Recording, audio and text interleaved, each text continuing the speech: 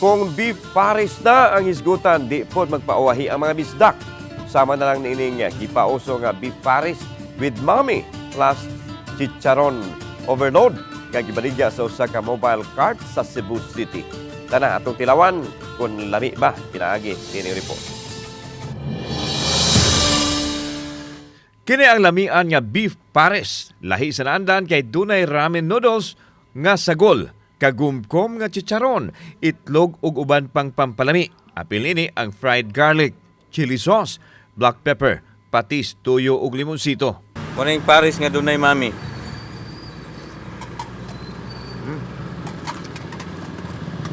Sarap. Goods kayo. Okay. Babalik-balikan ba? Lami. Lami kayo.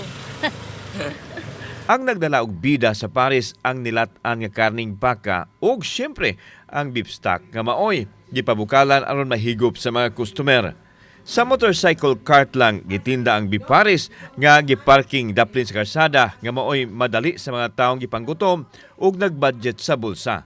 55 ngadto sa 80 pesos ang presyo, depende kung espesyal o ordinaryo.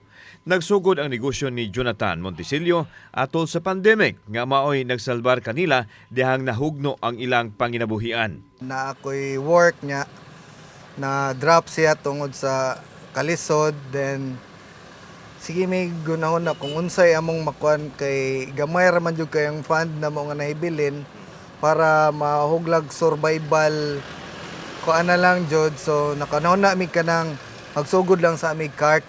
Gamay tan-awon ang negosyo apan dili gyud ipakagamay kay dako matud pa kini og kita kun magkugi lang.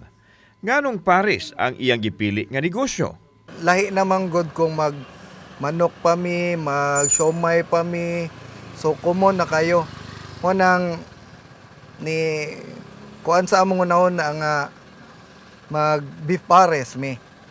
Kauban si Clover Lumayag, ako si Alan Domingo. Balitang Bisdak.